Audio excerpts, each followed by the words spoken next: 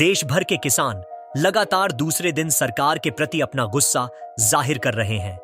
उन्होंने दिल्ली चलो का नारा अपनाया है और दिल्ली में प्रवेश करने का प्रयास कर रहे हैं। पंजाब और हरियाणा के बीच शंभू बॉर्डर पर सबसे ज्यादा विरोध देखने को मिल रहा है। उपस्थित किसानों की संख्या पिछले दिन की तुलना में अधिक थी। पंजाब के विभिन्न इलाकों से आए किसानों ने शंभू सीमा पर अराजकता पैदा कर दी, क्योंकि उन्होंने उनकी प्रगति को रोकने के लिए लगाए गए बैरिकेड्स को तोड़ने का प्रयास किया।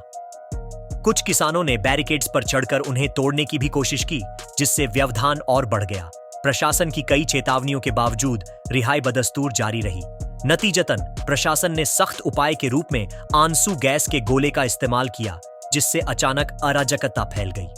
पंजाब के किसान शंभू सीमा पार कर हरियाणा के रास्ते दिल्ली में प्रवेश करने का प्रयास कर रहे हैं। हालांकि पुलिस और अर्धसैनिक बल उनके प्रयासों को प्रभावी ढंग से रोक रहे हैं, जिसके परिणाम स्वरूप अब तक उन्हें सफलता नहीं मिली है।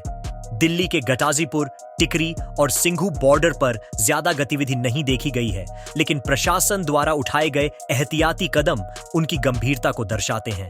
भले ही किसान राज्य की सीमाओं को पार करने और दिल्ली की इन सीमाओं तक पहुंचने में कामयाब हो जाएं, लेकिन शहर में प्रवेश करना उनके लिए आसान काम नहीं होगा।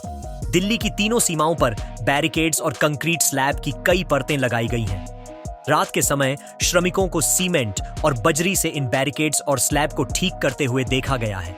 इन राजमार्गों पर अब बैरिकेड्स की एक श्रृंखला है, जिनके बीच में कंटीले तार लगे हैं। यदि कोई इन क्षेत्रों में पार्क करने का प्रयास करता है तो संभावित परिणाम क्या होंगे?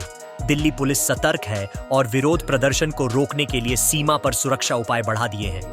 उन्होंने हवा से जमीन तक पुलिस नाकाबंदी कर दी है और सिंघू सीमा पर पुलिस और अर्धसैनिक बल के जवानों को तैनात कर दिया है।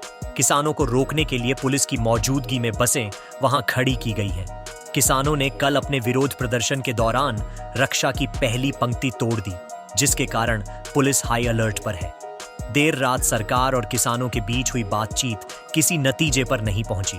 किसानों की योजना है कि वे पहले दिल्ली के पास बॉर्डर पर इकट्ठा होंगे और फिर आगे की रणनीति तय करेंगे। सरकार का कहना है कि बातचीत जारी रहेगी, तो दूसरी ओर किसान भी आगे की बातचीत के लिए तैयार दिख रहे हैं।